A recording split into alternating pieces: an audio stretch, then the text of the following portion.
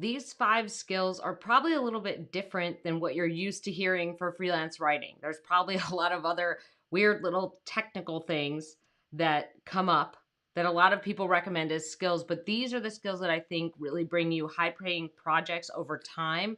And I think these are the skills that really make a difference in your quality of work, in how you work with your clients, and then also how you translate stuff to your business later on. I have to call.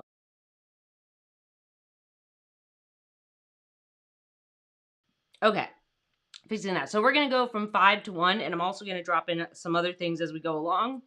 And then we have our cute little snug friend here. She has a brand new collar that we're featuring today. So we'll look at it later, but she's sleeping. So we're going to let her sleep a little bit so I can get some stuff done in here. So let's go to number 5. Let's go to 5 here.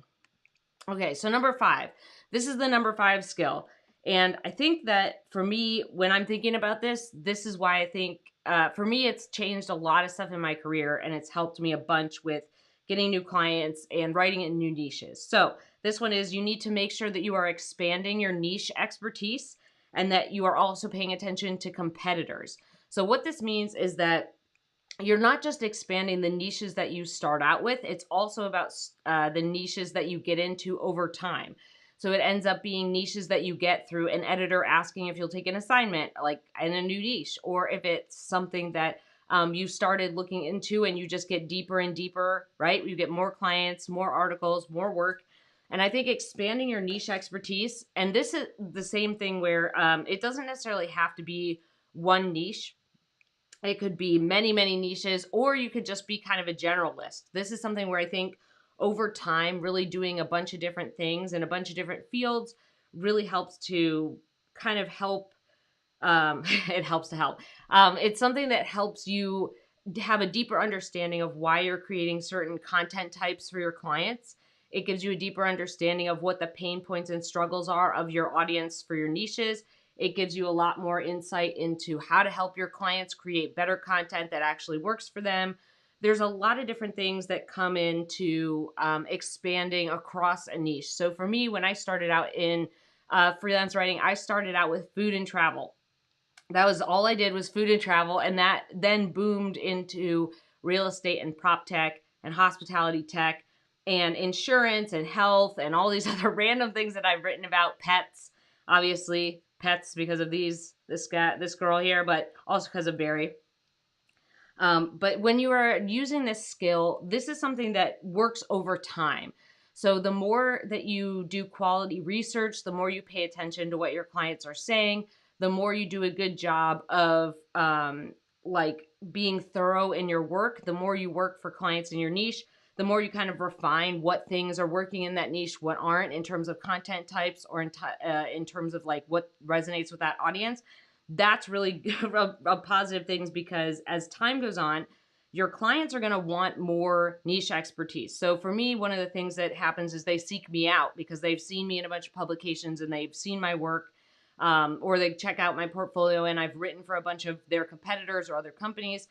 So this is something where someone's paying for your niche expertise, right? You have a bunch of clips or you have a bunch of work in that niche and they're paying a premium to work with someone who understands their niche really well. And the other thing is that because you understand their niche, you also understand their competitors better. So how does this product or service from your client stand out from competitors? Or what are the other options out there so that you can create better content? Or if you've worked with other businesses, what things are working, what are not working? There's a lot of things. Hello. There's a lot of things that end up being really useful for expanding your niche expertise and then also seeing your competitors and also being able to understand where your clients are coming from with their struggles, how they're putting their content together, how to help them with like anything from an editorial calendar to content strategy to brand messaging to blog posts to white papers, all that good stuff. So for me, I feel like this is something that just happens over time, but it's something that really ends up being a high paying skill, like just having something where you have a lot of experience. Hey, Vicky, I always love the wave. It's something where if you have experience and you're building that over time, that's building a strong foundation for the future. So you're getting a wide swath of experience, clients, clips, And then you can leverage that to get more high paying work. And also the people who are coming to you want you to have that expertise, right? Down the road. And they're paying extra for that. They're paying extra, not extra, but they're paying more for someone who is, has sharpened their niche expertise.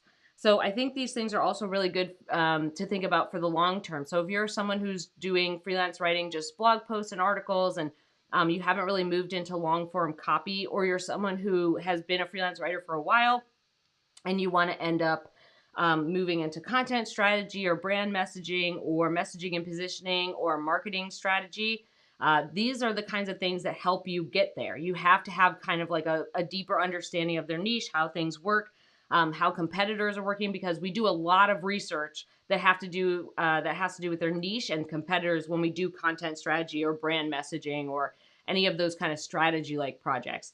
So when I'm thinking about this stuff, I think that expansion of your niche expertise, and this could be, like I said, this could be someone picking 3 to 5 niches and expanding that over time, or someone who's more of a generalist and they just keep growing as a generalist, getting more kind of skills, getting more different types of clips. There's also a lot of overlap. So this is something where I was telling my Wealth Lab students yesterday where there's a lot of crossover. So like, it's not just that this thing is real estate. It could be that it's real estate, IoT, which is Internet of Things, IoT, hospitality tech, and it could be smart buildings or something. Like there's a whole bunch of different crossover things, especially as a generalist or someone who works in a variety of different places in a niche, that end up really helping you get different types of projects or help build your knowledge base. So that's really important. So that's number 5. Let's go from 5, let's go to 4. So number 4 here. Number 4, oh my gosh, she just made like this. You're so cute. Good girl. I love all your tail wags. She just made this funny little harumph noise. I don't think you guys can hear it, but now she's bug-eyeing me with her Betty Davis eyes. All right, let's talk about 4. So 4, this is consistency.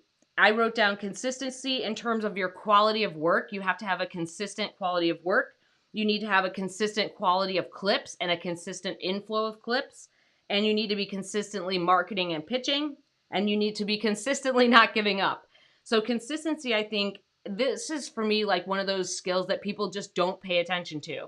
Like the writers and the strategists like that I know that are still freelance after quite some long period of time is because they didn't give up. They kept trying new things and they were consistent. They consistently did the hard stuff. They consistently upped the quality of their work. They were consistently getting clips. They were consistent in doing a bunch of different hard stuff like marketing and pitching and following up in their business. And that leads to high paying gigs. Hey, Vesna. That high paying gigs like consistency, like they like reliability. They like people who are able to deliver over and over again on quality content. That's the whole point of our job, right? So for me, whenever I think about that, I feel like being consistent helps you move up to better gigs. By being consistent with your marketing, you get to be pickier about projects. By being consistent with pitching, you get to work with better publications.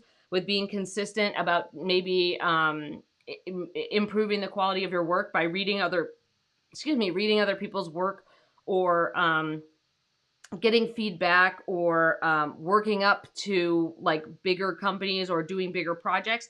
All of that consistency leads to high paying work. It really changes your business. So for me, one of the things that I realized when I was burning out was that just because you're doing something regularly doesn't mean it's getting better. So there's a consistency thing where like, so when I burned out, it was like I was doing a ton of work all the time, but I wasn't like paying attention to, like, I just was trying to get it done. Like I was trying to do the best I could as fast as I could in a short period of time, rather than worrying about like, how do I make this piece a little bit better? And how do I make this piece a little bit better? And there were times when I was burning out where I was so tired, I couldn't even remember what I wrote. Like I couldn't remember, I turned in a piece and I would get edits and I'm like, I don't even remember writing this.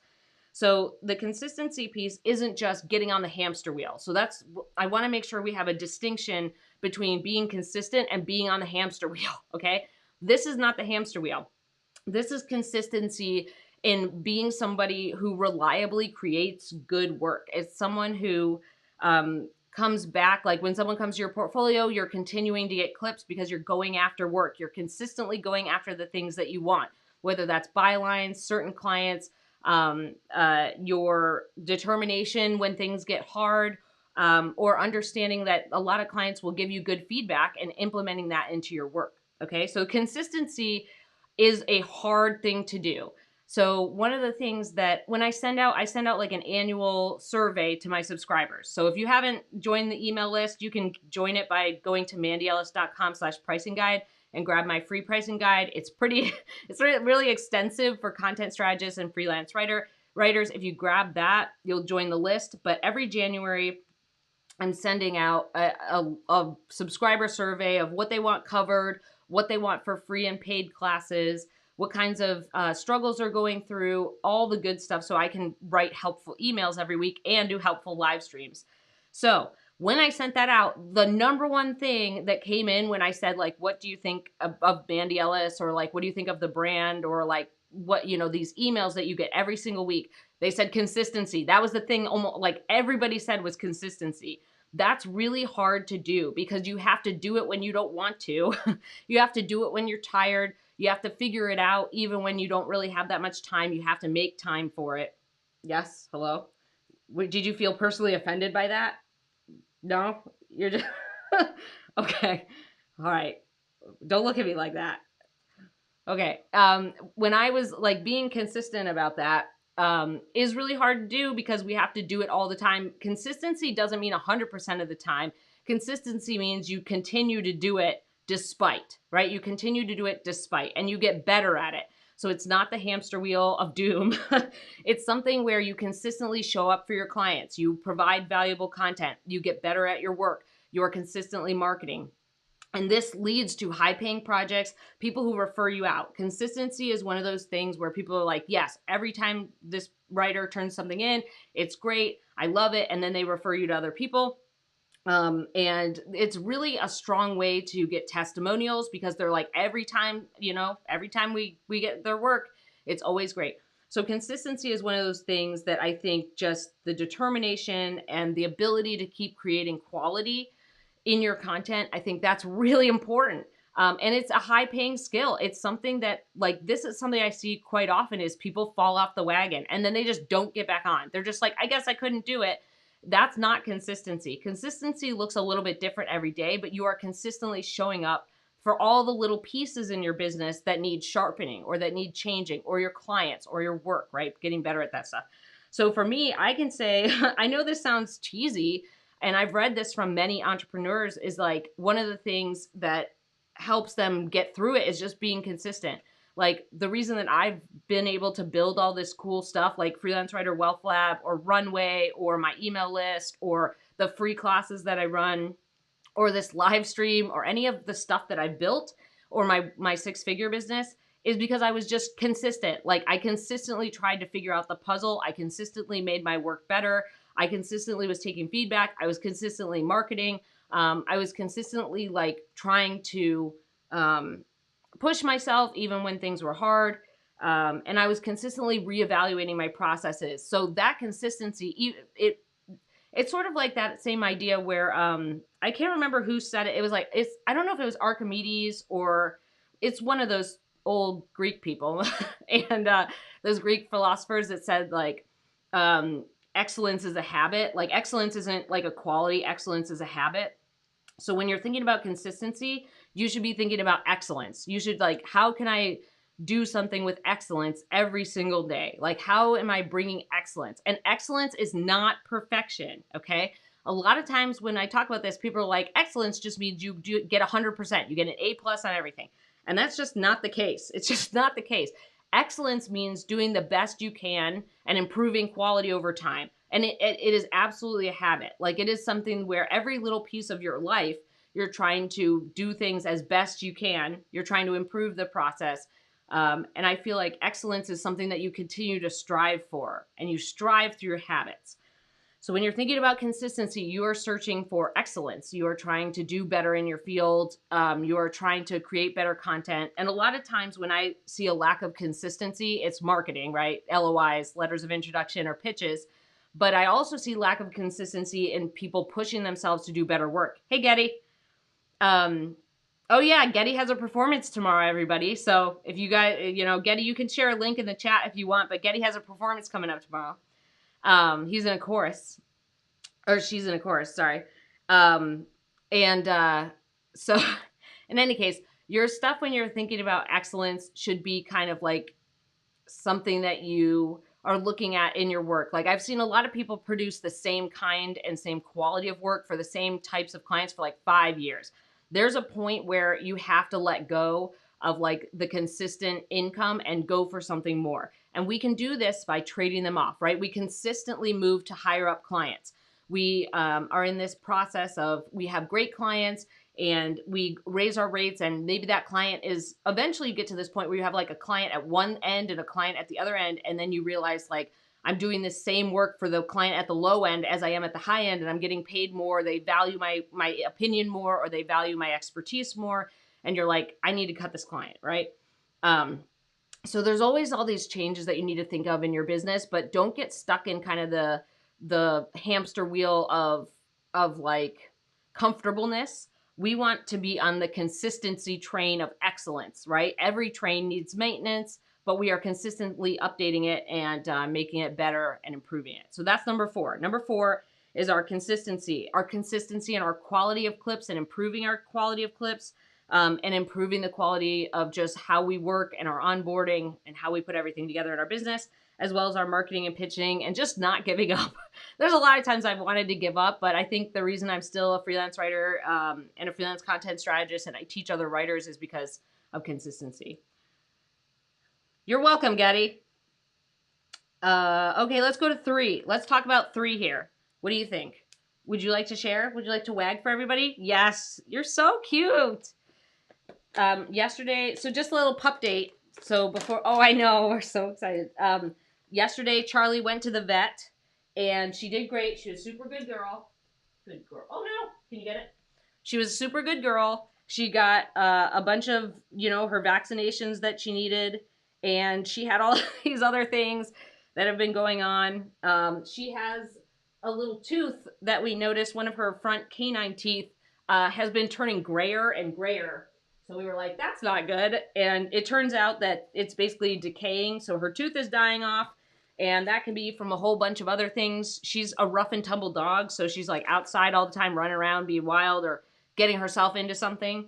So she's going to have her tooth removed. So she'll be less toothy. And when we adopted her, one of the things that we noticed, and this was years, so we adopted her about 7 years ago now. Did you catch it? Good job. She had 3 broken teeth when we adopted her. So when we took her in for her first vet visit, they were like, it doesn't seem like they're bothering her. So Charlotte may end up losing more teeth than just the one. You do a little good girl. Good job. She might end up losing more teeth, but just because she's more gummy doesn't mean she's any less beautiful, right, Charlie? I've also been working on a new thing with her. Oh, hold on.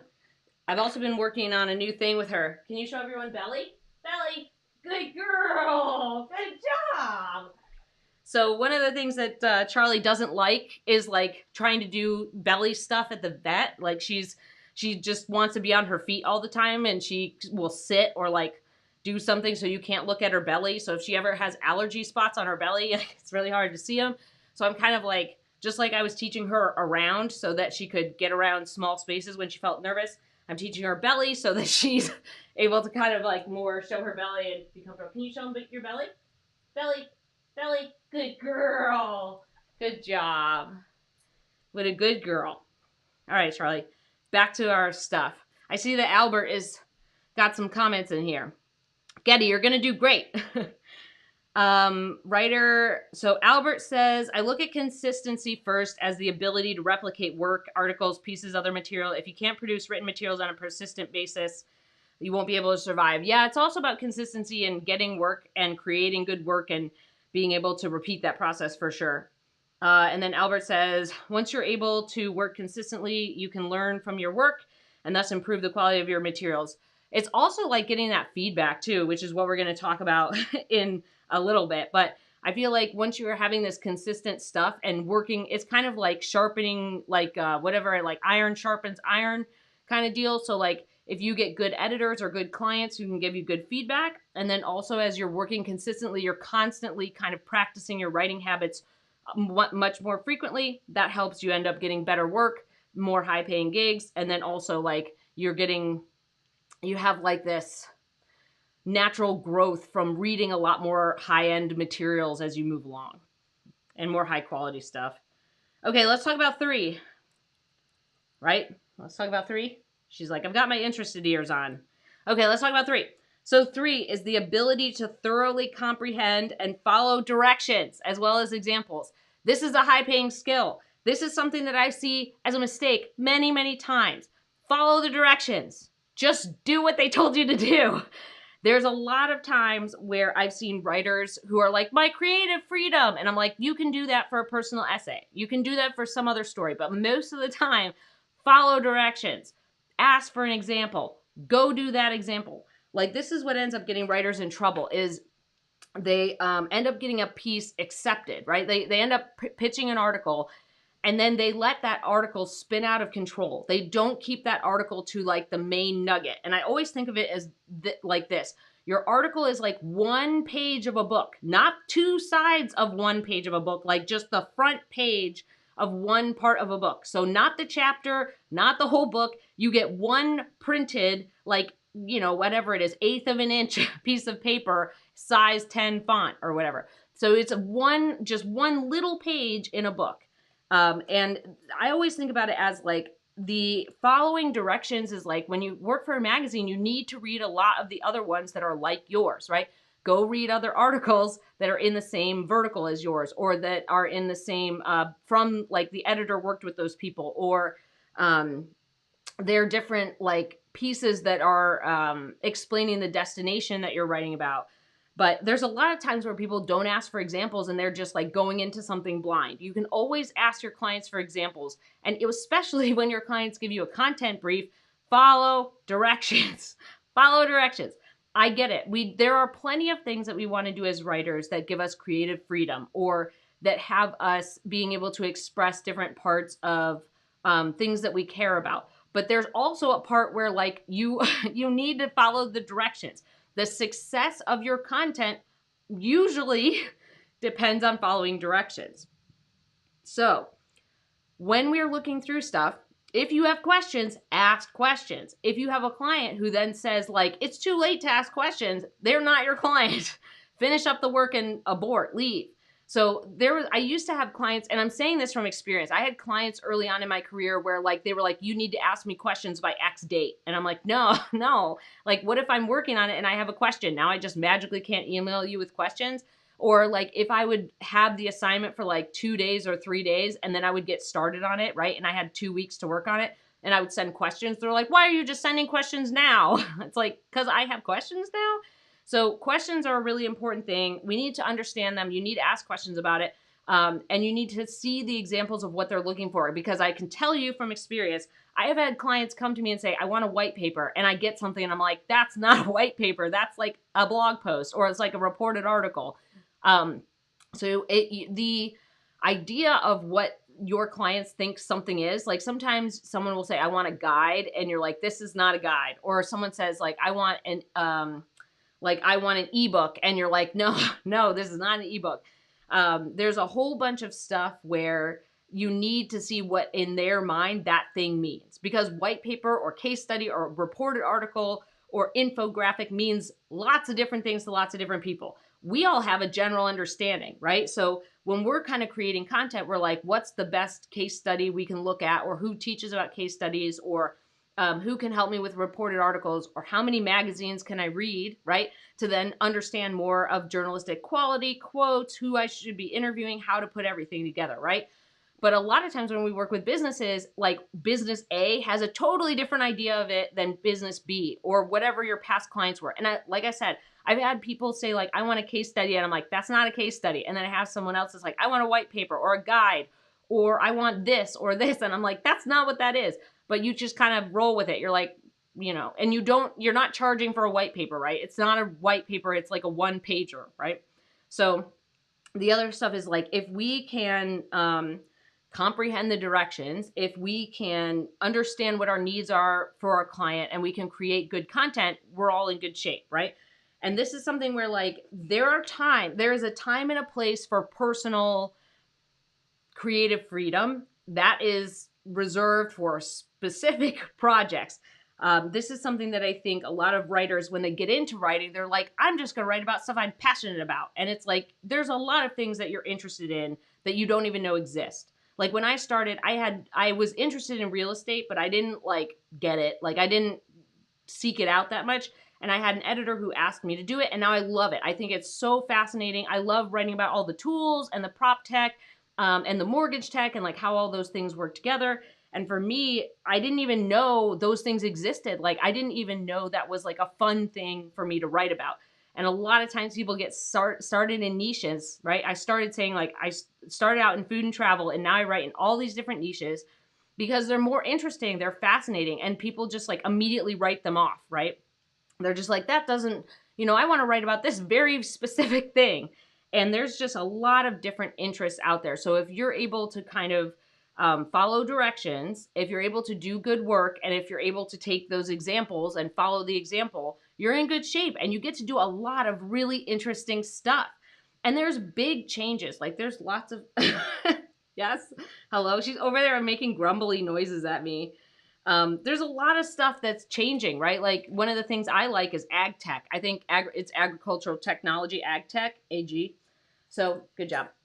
Ag tech is really interesting to me because they have robots and they have all these different tools that they can use to grow better crops or reduce use of water or help animals live better lives. And that is something that's really important to me. And I just didn't realize, until I started looking into it, all of the things that ag tech does. And that also includes little robots that do vertical farming, right? So like they have this huge building with all of these vertical farms, right? It's just like a farm on a little, it's like a set of rows of like little plants. And the robots just take care of them, right? They check on them and do all this stuff. And that's really interesting. It's kind of helping a lot of different systems stay in place in our ecosystem. It's helping reduce water usage. It's doing a lot of stuff that's really cool. And if I had just kind of stuck in my like, I only want creative freedom, you really have to be more open-minded to like following directions.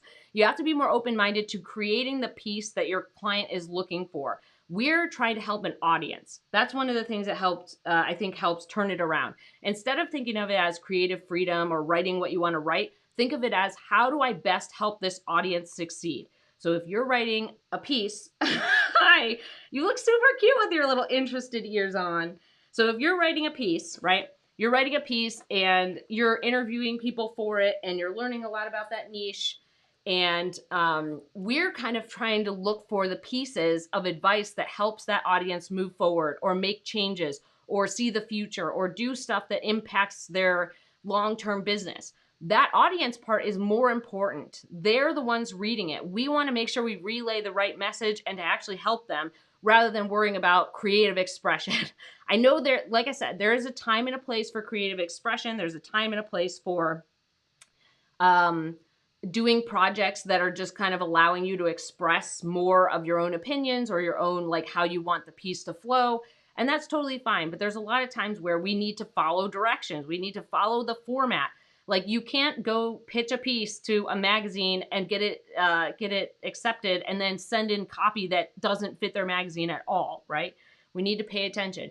And this is like, I've seen this in writers is like a resistance to it.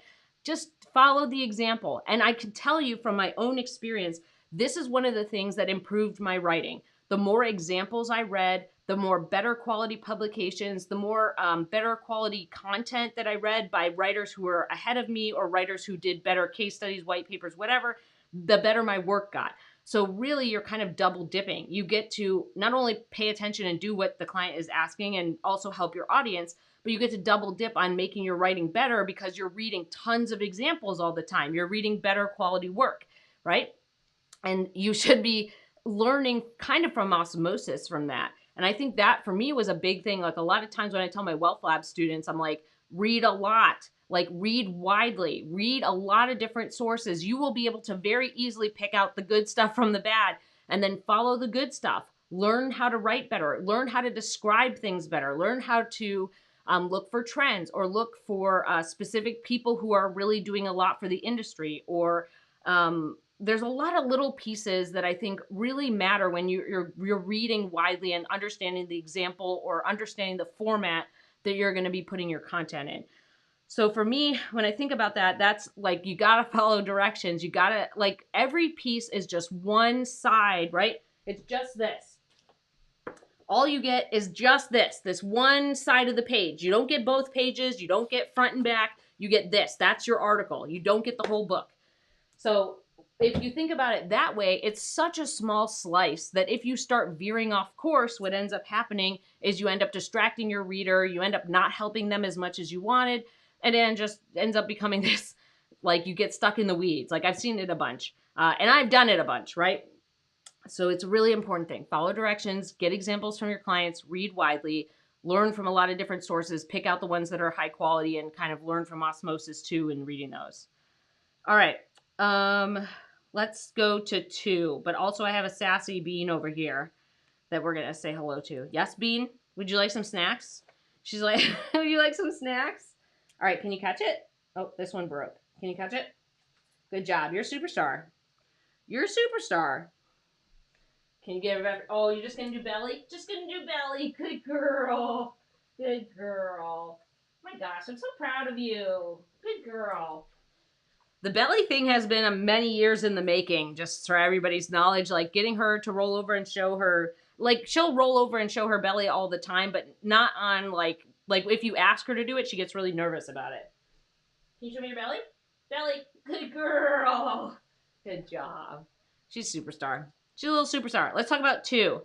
Albert says, I never did a lot of client work in my career, but if there are clients who say they want a white paper when they really want an article, that's just plain scary to me. I couldn't tolerate that.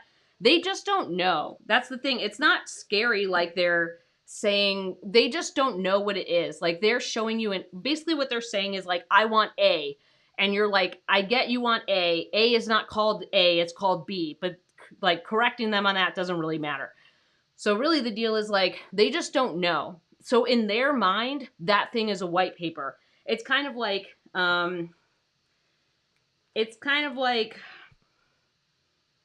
oh, here's a good thing. It's kind of like toad in the holes, okay? So for me, a toad in the hole is a piece of bread that you toast and you put an egg in it. Some people call that egg in a basket. Some people call that some other, like, toad in the holes have like 85 different names. We're all talking about the same thing, okay? So the difference here is that they're using the same name for something that's widely different. This is why we get examples. Like, they're saying they want an article, you charge them for an article. Like, they're saying they want a white paper, you realize it's an article, you charge them for an article. You can also educate your clients too. I do this all the time. I'm like, oh, you know what? That's kind of a non-traditional white paper. I would kind of consider that an article. And they're like, oh, okay, let's just do this. What they want to do is that thing. Whatever they call it is kind of, you can educate on them on that later. But it's more like, the opposite is more difficult. So like, if someone comes to me and says, I need a white paper and it's actually an article, that's easier than if someone comes to me and says they need an article and that thing's actually a white paper, right? That's a lot harder. But most of the time it's that they just say, like, I want this thing done. And they have an example, they show it to you and you're like, I can do that. So it's not really like, there's a lot of conversation that we have with our clients, and there's a lot of things that we can clear up and educate them on. And most of the time, if they're coming to you with an example, they want you to do that thing. Can you do that thing? Sure. Is it a white paper? No. So you wouldn't, like, the idea would be that you wouldn't take that and show that as a white paper example to other clients. You would show it as an article in your portfolio. And then you can educate your clients, like, on what a white paper is, and you can show them, like, hey, here is a white paper I've done in the past. And they're like, oh, not that. And you're like, okay, so we're doing an article. But it's not a big deal. Like, we just tell them, we just educate them, and we walk them through the process of, like, what that thing is. All right, let's talk about 2. 2 is you need to be able to take feedback. I've already said this a little bit. So you need to be able to take feedback, but you also need to ask for feedback, and you need to implement that feedback. You can't just ignore it, or you can't just implement that feedback for that one article, right? So you need to be able to take feedback And then you need to also be able to ask for it. So taking feedback is a lot of publication stuff, right? We often get edits, we often get changes. That's why I like working with publications, because you kind of lose your grip on your work. You kind of like, you don't hold so tightly to say like, my precious. You're kind of like, how do I make this better? This editor wants to work with me. How do I make it better so that I can write for this publication more? I really like this, right? So you're working to make your writing and your work better for that magazine, so you can continue working with them, or you can work with other magazines in their caliber, right? But that also means when you complete a project, you can say like, hey, do you have any feedback? Or if someone says like, hey, I don't think this is a fit, maybe we shouldn't, I would like to cancel our contract. You're like, totally cool. Do you have any feedback for me to improve my writing? And then you need to implement what makes sense. There's sometimes you get feedback and you're just like, oh, this is not right. But there's plenty of times, especially with editors at magazines, where you get fantastic feedback and you actually need to implement it. You need to remember those things. And if you have trouble remembering them, write them down.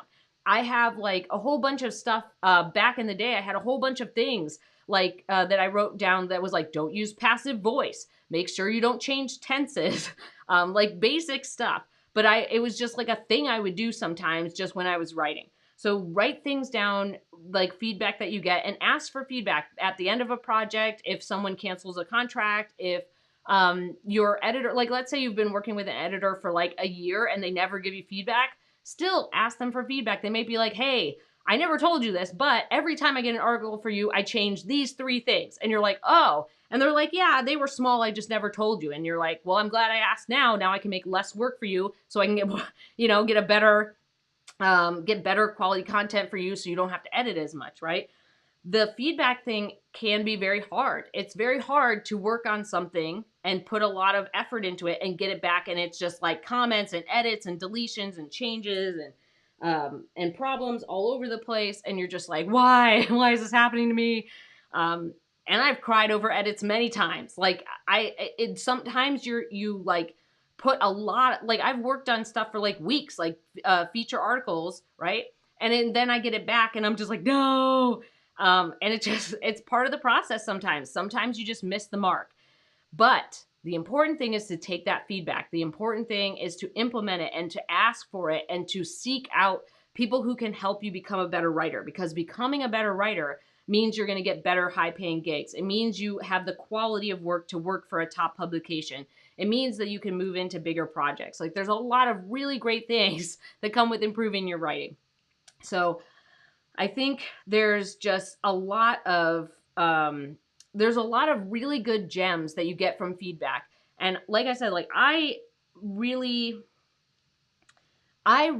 felt like the more feedback I got, the less precious I got about my stuff. Like I really wanted to implement feedback that made sense. Like there's times when editors will give you feedback and you're like, not really this.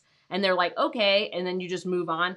But I would say like most of the time, like 70 to 80% of what you're getting from your clients or your editors is on track to fix your work. And then there's other stuff where you just like, no, I'm not doing that. Or you get a client that makes your work worse and then you stop working with that client, right? But I think the implementation of this, and this is kind of the same thing, like this is something that I think was a mistake I made for a while. I would get a piece, it would have edits, I would make those edits, and then I would just like put the published piece in my portfolio. Like I wouldn't read it. I wouldn't read it and see what was changed or how it ended up after final edits. So make sure when something's published, you actually read it. You don't just publish it to your portfolio. I know that sounds silly, but for me, it's like completing the circle. You have to write the draft, submit it, do the edits, and then read the finished piece. Because it could be that your article, I heard you, it could be that your article goes through multiple different levels of edits and editors and changes, and you want to make sure that you kind of see what the end result is. You want to make sure that you're seeing, good girl, that you're seeing how that thing ends up turning out so that you can create better content in the future. I think that that's a really important thing. And I was just so excited that it was published. I would just be like, it's published. I wouldn't read it and understand like the full circle of how the edits come to be. So make sure you're doing that. Read the final product. You can compare it to your draft. Like you can, there's like programs that will compare 2 different docs and show you the changes if you need to do that. But I think taking feedback and asking for feedback are really important. Those are the things that help you eliminate bad habits and eliminate things in your writing that are like, everybody has these little writing tics that they have. Getting feedback, getting important people who have a lot of influence over your work. I think getting their opinion is really important, and implementing that, like that consistent implementation process of feedback and implementing little changes to your work over time really makes a difference in the end quality of your stuff. Like it really makes a difference in the clips that you have 10 years down the road. And that I can say that, like, there's a piece that I love. It's one of the first pieces I ever got published, and I still love it, but I look at it and I'm like, ugh, like I could have done so much better. And that's where you should be. Like, you should be able to look back on your work from last year or the year before and be like, ugh, like, thank God my work's better now. But that comes from implementing feedback. That comes from reading a lot. That comes from taking in those examples. That comes from asking for feedback, even when it's not given, right? There's a lot of times where people will just like secretly do stuff with your work just because it's short and simple and easy to do. And what ends up happening is they just don't tell you, but those little things are things you do for every project. You just don't know about them. So the more you become aware of them, you can fix them for all your other projects and make your work better. Albert says, if people are going to be freelancers, they have to write for clients and publications. You have to take yourself, your literary taste and personal desires out of it and just get the assignments done.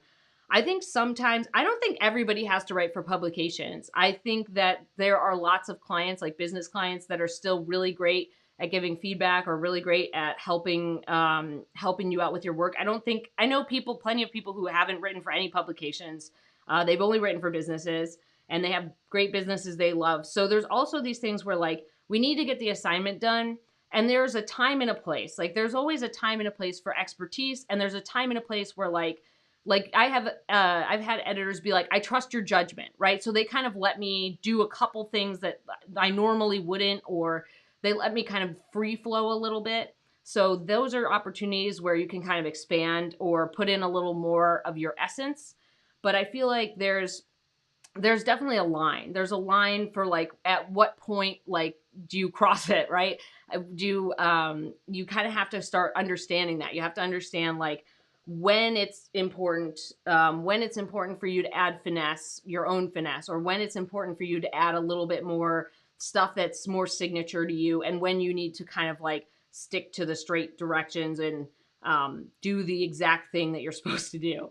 So I think it depends, but I feel like it depends on a lot of people's careers. Some people just don't care about magazines. I always loved magazines. Even, like, I had all kinds of, like, magazines that I loved to read, along with books when I was a kid. All right, let's talk about the number one high-paying skill. The number one high-paying skill for freelance writers and content strategists, in my opinion, is you have to do good research. You have to ask good quality questions. You have to make sure that you are staying curious. This is a hard one because it's really easy after you've written for a niche for like 5 years to just be like, nope, I know everything, or to close your mind out to new stuff, or to just be like on repeat robot mode. You have to stay curious and you have to do good research.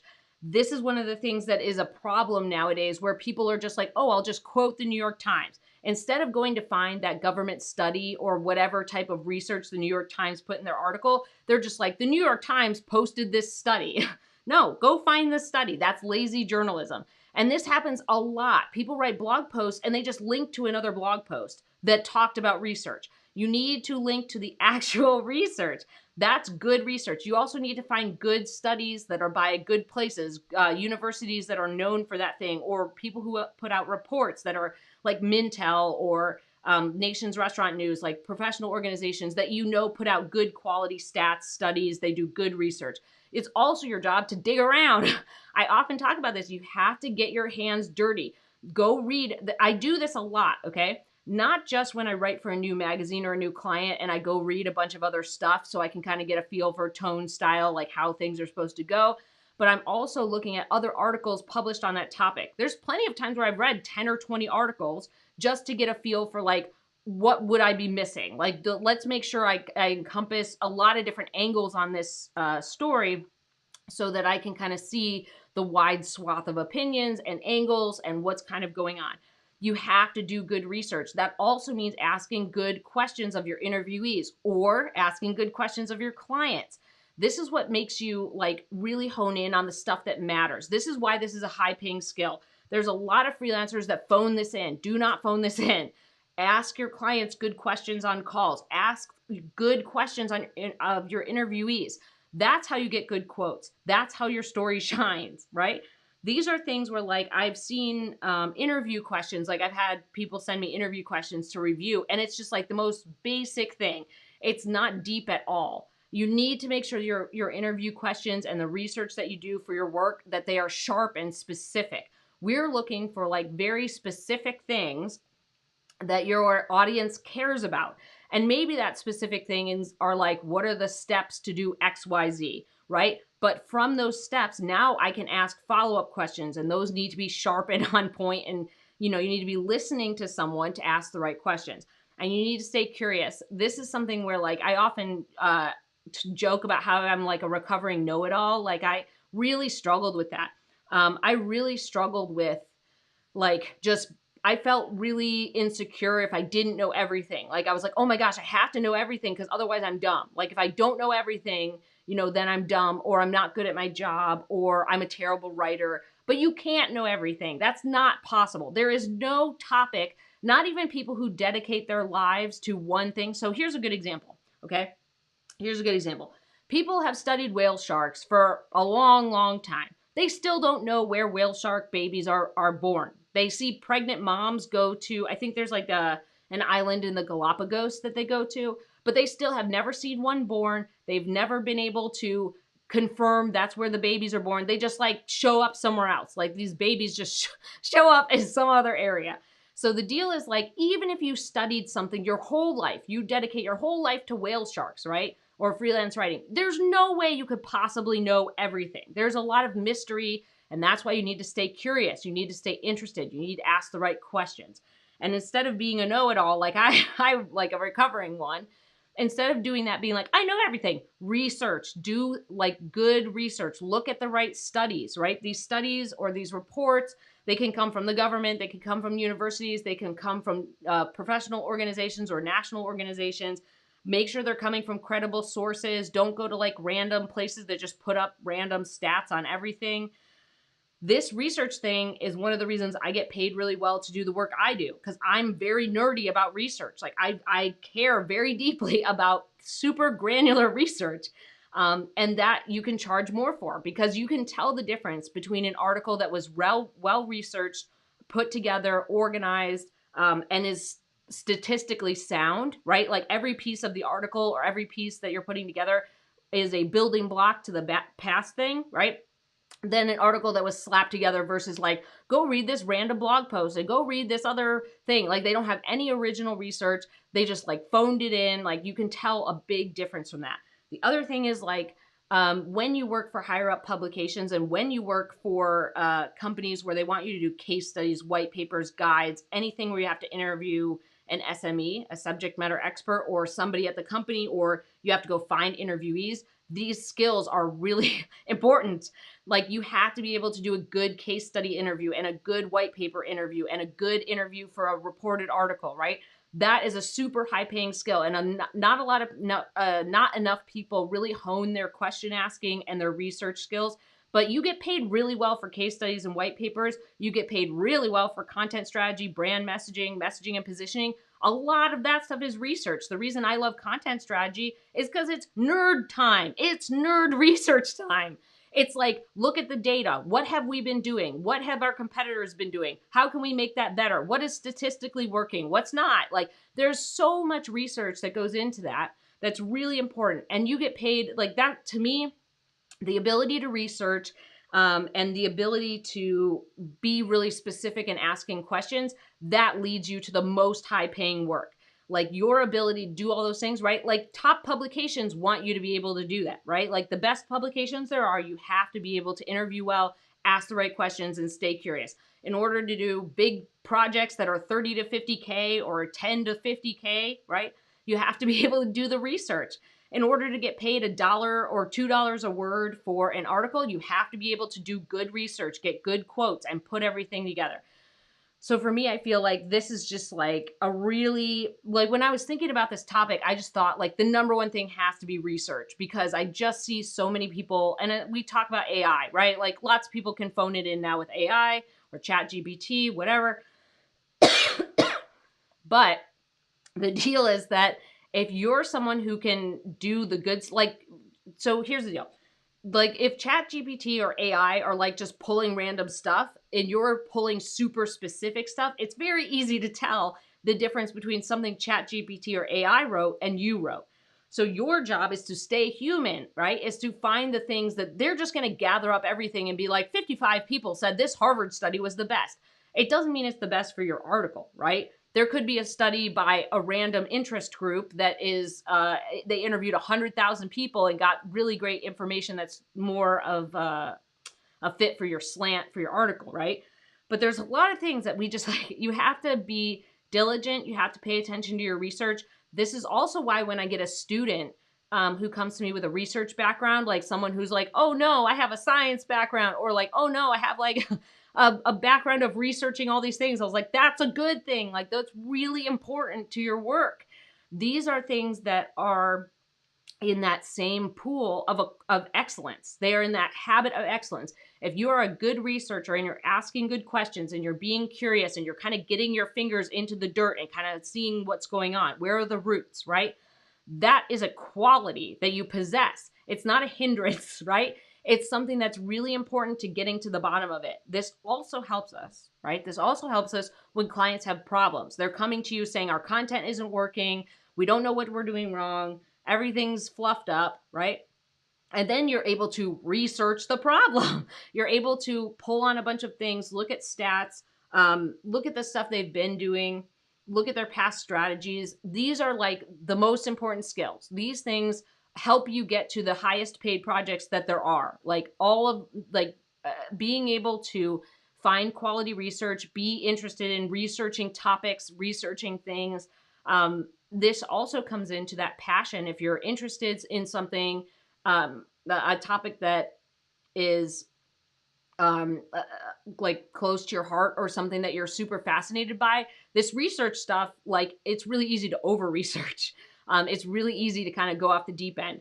But I feel like that fuels a lot of our really strong pieces that we end up writing. And really, it fuels a lot of really good stuff for our clients.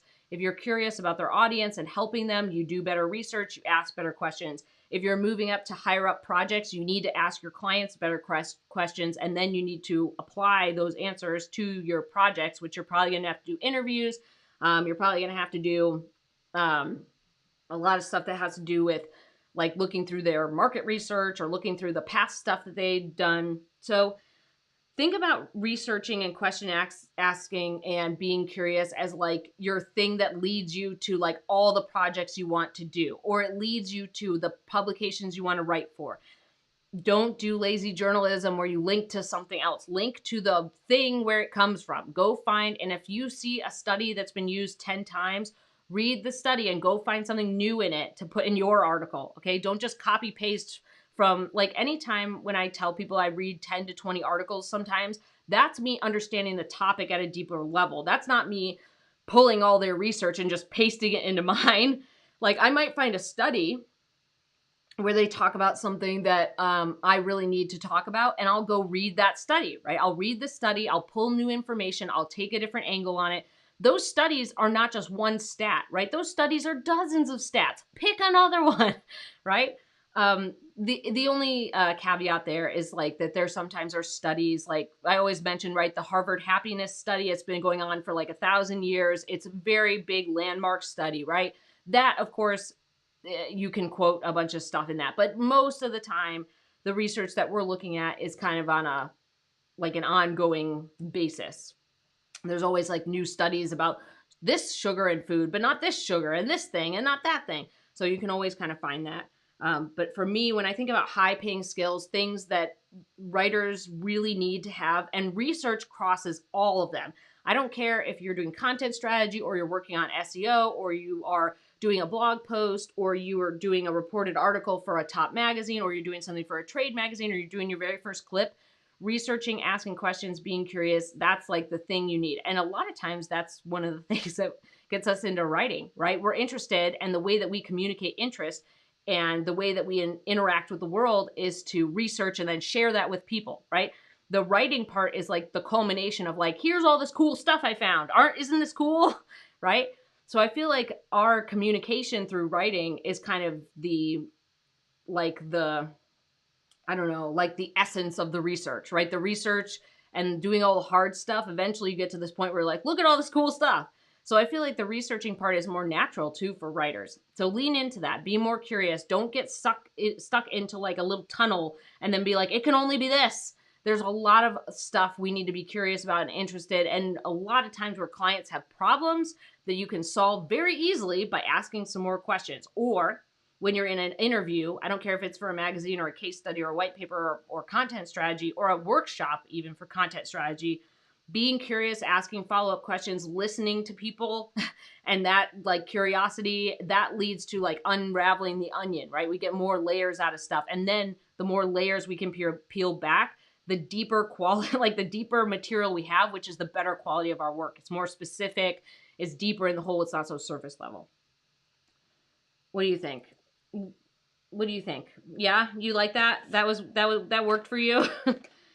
Charlotte's kind of tired because we took her on a little car ride, and she likes to hang out in the windows. So Charlotte likes to, like every dog, she likes to put her head out the window, but she's now she's approaching 10 and a half. So her legs, her muscles are all sore because she was standing out the window for too long and standing up on everything. And so this is why she's laying down and she's not sitting up, because she's like a little sore bean from being a wild party animal.